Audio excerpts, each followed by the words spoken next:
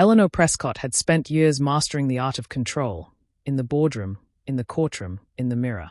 At 25, she was the jewel of London's old money circles, tall, warm-toned skin, and eyes the color of whiskey caught in the afternoon sun. Her wardrobe was a seamless rotation of Savile Row tailoring and French couture, curated with such precision that even the Duchess of Wessex had once remarked on her style. Her smile was rationed, her words sharpened, and her reputation, the Prescott name, was an inheritance she guarded like a crown jewel. She was not merely a socialite, she was a barrister with a double first from Oxford in corporate and international law. Upon her return from the dreaming spires, she had walked straight into an executive position at Prescott Holdings, her father's multi-billion-pound property empire. Lord Richard Prescott adored his only child and trusted her judgment implicitly. If Eleanor declared a deal off, it was off. If she fancied a penthouse in Knightsbridge, the keys were in her hand before sunset. Her life was manicured, rehearsed, enviable, until it fractured under the weight of scandal. On a bleak Monday, her father's name was splashed across every front page.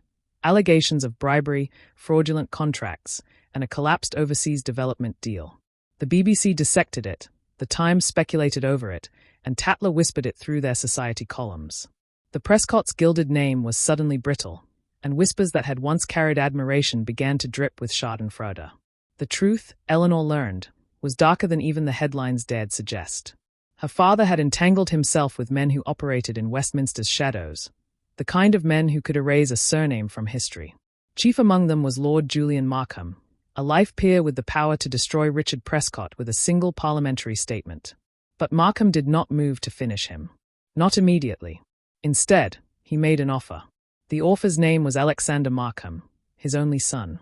Alexander had been educated at Eton and Cambridge, held 2 degrees, and quietly ran several of the family's shipping ventures from a riverside office in Canary Wharf. Despite being the heir to one of the most influential families in Britain, he rarely appeared in the society pages. No polo matches, no Mayfair scandals, no late-night Soho sightings. In Chelsea drawing rooms, he was known as the invisible Markham, too serious, too private, too unwilling to play the social game. When his father broached the matter, Alexander barely looked up from the scotch in his hand. "I'm not in the market for a wife, father." "This isn't about what you want," Julian replied, settling into the armchair with the authority of a man who owned the air in the room. "It's about perception. You hide away in that riverside flat, avoiding events, avoiding the press. Do you know how many people think you're a wasted legacy?" Alexander's jaw tightened. "I don't care what they think." "I do. And you should. Marrying Eleanor Prescott would unite 2 dynasties. Her father's reputation would be salvaged, mine strengthened. In exchange, I make every file on Richard Prescott's dealings disappear. You gain the most desirable woman in London as a wife. The deal is already done. All you have to do is stand at the altar." Alexander said nothing, staring out at the Thames through the rain-speckled glass. The weight of duty pressed heavier than the glass in his hand. This was no love match. It was a contract, a performance. And yet, for the sake of his father's pride, and a woman's name, he would become Eleanor Prescott's husband-to-be. When they finally met, it was in the private dining room of Claridge's, away from the press and the noise. He was already seated when she arrived, dressed in a midnight blue shirt with the top button undone, radiating quiet command. Eleanor took the chair opposite him, placing her clutch on the table with deliberate precision. "This is absurd," she said coolly. "I agree," he replied without hesitation. They both knew the terms. 3 years of marriage. No public scandal. Joint appearances at key events. Absolute discretion. At the end, a generous settlement for each. Eleanor's voice was crisp as she skimmed the document her solicitor had prepared. "If you plan to indulge, do it discreetly. I have no interest in seeing it." Alexander's mouth curved faintly. "I don't indulge. I read. I paint. I avoid people." She regarded him with the same expression she wore in court, unreadable, but assessing. "If this arrangement becomes public, it will be my name dragged through the mud, not yours." "And is that the only reason you agreed to it?" he asked. Her gaze flicked to the window, to the London skyline lit like a chessboard. "My father made a mistake. But I shouldn't have to pay for it." "We both are," Alexander said quietly. When they signed, there was no ring, no kiss, no champagne. Just ink drying on paper and a silence that seemed to acknowledge that whatever they were stepping into was neither romance nor partnership. Not yet. That night, in her Belgravia townhouse, Eleanor stood before her mirrored wardrobe, contract in hand. 3 years with a man she did not know, did not trust, and did not want. But better that than to watch her father's ruin splashed across every broadsheet in the country. If this was to be her sacrifice, then so be it. She placed the contract in her safe, poured herself a glass of Chablis, and whispered into the quiet. This won't be a marriage. This will be war. The Prescott-Markham wedding was the most talked-about society event of the season. The Times called it a union of elegance and quiet power. The tabloids preferred a scandal buried in silk. Either way, every guest list in Belgravia and beyond seemed to lead to the same place. The Prescott estate in the Surrey Hills, transformed for one afternoon into something fit for a royal garden party. White roses poured from crystal vases, gold chairs lined a silk-carpeted aisle, and the air was thick with the scent of peonies and politics. The security presence was so discreet yet overwhelming that one could almost believe MI5 had been subcontracted. Eleanor stood in her dressing suite, a creation from a Parisian atelier cascading around her like liquid pearl. Her hair was drawn into a sleek chignon, her makeup so flawless it might have been airbrushed. Her mother, Margaret, fussed over every detail, whispering, "This is your stage, my darling. Remember who you are." She smiled, the kind of poised smile she had practiced since childhood, and stepped into the waiting vintage Bentley. Outside, photographers lined the driveway. She emerged to a chorus of shutters, offering the world a vision of grace. Inside, however, her thoughts were cold, calculated. At the altar, Alexander waited in a perfectly tailored morning suit, his expression calm, almost distant. Their vows were neatly scripted, exchanged without embellishment. When the registrar pronounced them husband and wife, there was applause, but no kiss. The Prescotts and Markhams merged, not with passion, but with diplomacy. The reception was a masterpiece of orchestration, Michelin-starred catering, champagne from Reims, and string quartets drifting into jazz as the afternoon turned to evening. Guests murmured their approval, exchanging speculative glances at the newlyweds. Eleanor sat beside Alexander at the head table, smiling when the cameras demanded it, sipping water when she longed for wine. He was polite but largely silent, disappearing at intervals to speak with distant cousins or old university friends. It was choreography, and they both understood their roles. By 9 o'clock, they were driven in a chauffeur-driven Rolls-Royce to Alexander's riverside residence in Chelsea. Eleanor had expected a mausoleum of marble and chrome. Instead, she stepped into a home that was warm, understated, bookshelves lined with art monographs, oil paintings in deep, contemplative tones, the faint scent of cedar and bergamot in the air. "You live here alone?" she asked, taking in the absence of staff bustling about. "Just me," he said, glancing toward the Labrador curled beside the fireplace. "And Oliver." He led her upstairs to a spacious guest suite overlooking the Thames. "This is yours, unless you'd prefer something else." "You're not assuming," she began, "that we'll share a bed." His mouth tilted faintly. "We're partners, Eleanor, not lovers." She nodded, unsure whether to be relieved or offended, and chose relief. He handed her a small lacquered box containing a new phone, a bank card, and a list of forthcoming events.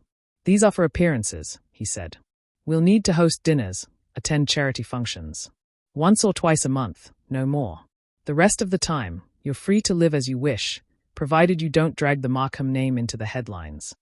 "And what do you do, when you're not playing house?" she asked lightly. "I build businesses. Paint. Avoid people. And now," he met her gaze, voice steady. "Now, I pretend to be a husband." She laughed once, short and without mirth. "Well then, cheers to that." That night, she stood at her bedroom window, looking out over the glittering river. Somewhere else in the house, her new husband was alone in his study. The silence between them was not awkward, it was deliberate. Two strangers. One roof. 3 years. London's society pages had a new obsession: the heiress and the hermit. The headlines ran with it, painting Eleanor Prescott and Alexander Markham as the most unlikely couple to emerge from Britain's upper echelons in years. Some called it a brilliant power move, others whispered it was desperation wrapped in couture. Eleanor ignored it all, as she had been trained to. Then came the First Lady's annual charity gala at Lancaster House, an evening that drew ministers, aristocrats, and the sort of businessmen whose names rarely appeared in the press unless they'd funded a wing at the V&A. Alexander had initially declined the invitation, but a discreet message from his father changed his mind. "You're married now. Show your face." Eleanor chose a wine-red satin gown with a low back and a hint of old Hollywood about it. Her hair fell in soft waves, and she wore diamond drops that had once belonged to her grandmother. Alexander appeared in a perfectly cut black tuxedo, no tie, crisp shirt collar open. Quiet power in the flesh. They arrived hand in hand, because the cameras demanded it. The whispers began almost immediately. She's far too beautiful for him. He looks as though he'd rather be anywhere else. Not a single wedding photograph on her Instagram. Suspicious. Eleanor heard it all and smiled as though the words bounced harmlessly off her skin. She had been raised to withstand worse. They posed for a brief set of photographs, his hand resting firmly at her waist, before moving inside where the champagne never stopped flowing. She navigated the room with ease, exchanging pleasantries with diplomats and barristers, donors and doyens. Alexander remained at her side, present but unreadable. Then she saw her, Sophie Langford. Former Miss England, social media darling, and a permanent fixture in Chelsea's most exclusive brunch spots. Sophie made a beeline for Eleanor, wearing a gold-beaded gown that clung like ambition. "Darling," Sophie drawled, kissing the air near Eleanor's cheek. "You look radiant. Marriage agrees with you, or at least your wardrobe." Eleanor's smile didn't falter. "And you look precisely as one would expect." Sophie's gaze slid to Alexander, her voice dipping into something breathy. "Alex, it's been far too long. I didn't think I'd see you here in the real world." "Even hermits need air now and then," he replied, his tone even. Sophie gave a tinkling laugh that didn't reach her eyes. "When I heard the news, I was surprised. Eleanor is so, how shall I put it, contained." Eleanor's grip on her champagne tightened. The insult was wrapped in silk, but it landed all the same. Before she could respond, Alexander set his glass on a nearby table and said, "She's the sharpest person in this room.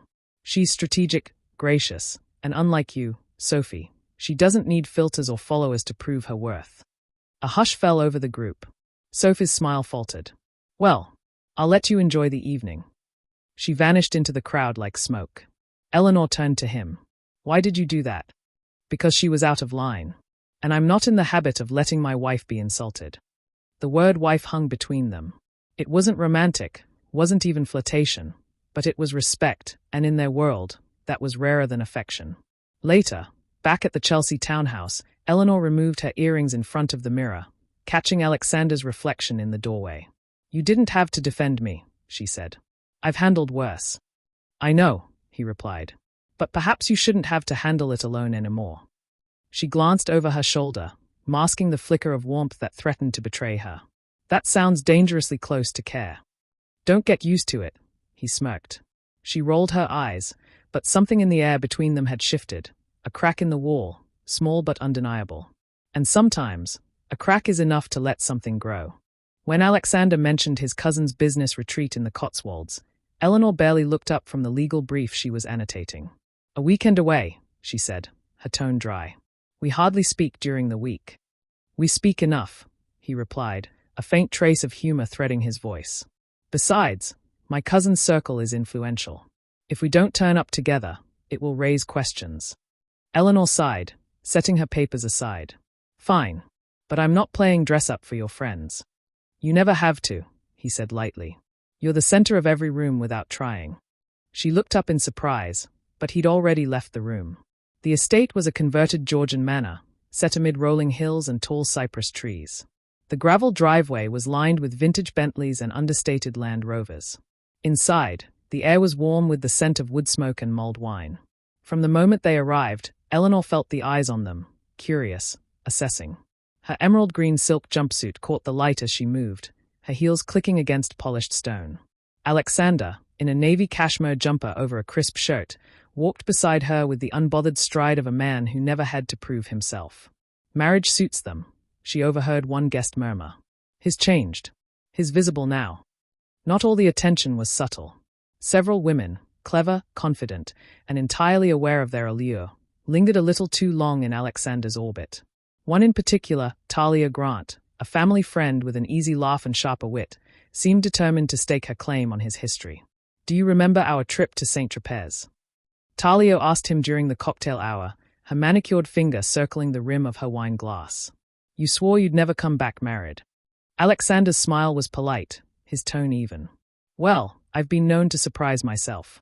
Eleanor pretended not to listen, but something in her stomach tightened, an unfamiliar, unwelcome curl of possessiveness. She wasn't used to feeling territorial, especially not about a man who was, technically, a contractual arrangement.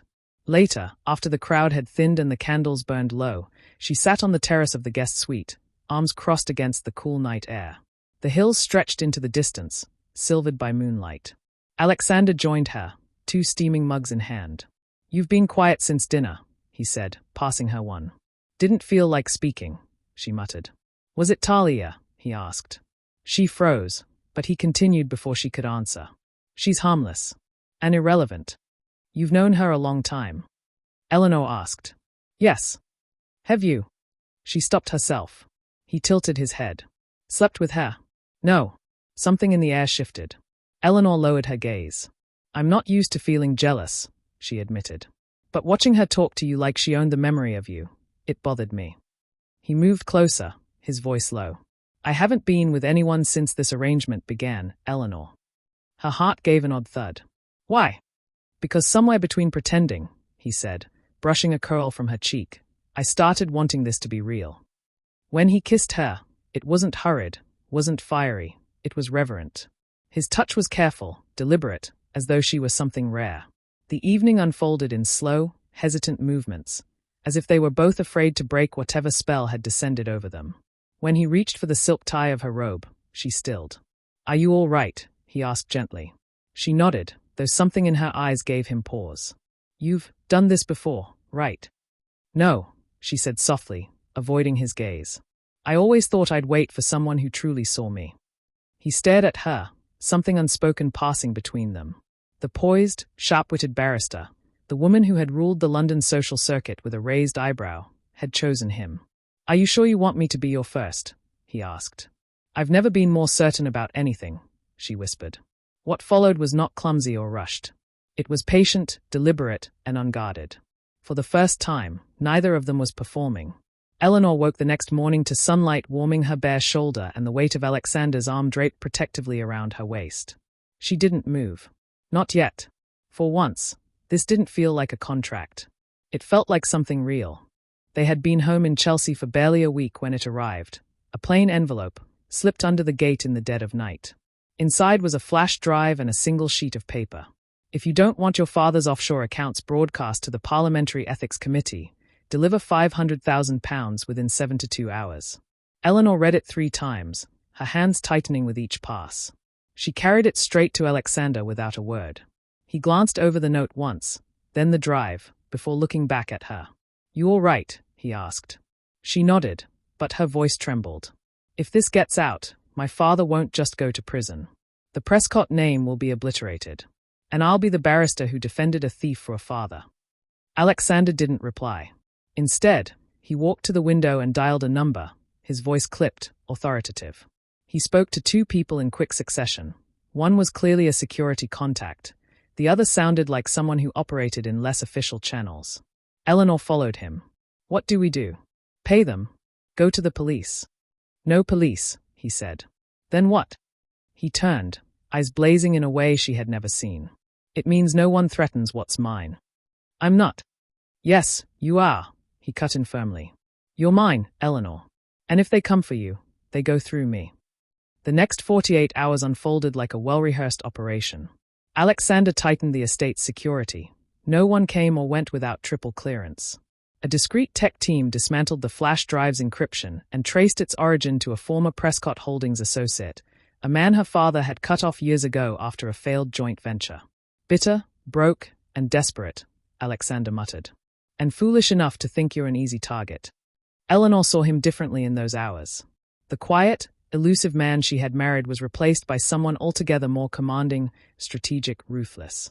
He issued instructions like a man born to it, anticipating problems before they arose. He was doing it for her, and the realization lodged somewhere deep in her chest. Her father, still recovering from a mild stroke at a private clinic in Geneva, knew nothing. Her mother phoned twice a day to remind her not to panic. But Eleanor did panic, until Alexander walked into her study one evening holding up his phone. "Watch," he said simply. The screen played a video, the blackmailer, bruised and handcuffed, confessing to everything on record. Every detail, every lie, every motive. Alexander leaned in the doorway. The press will never see this.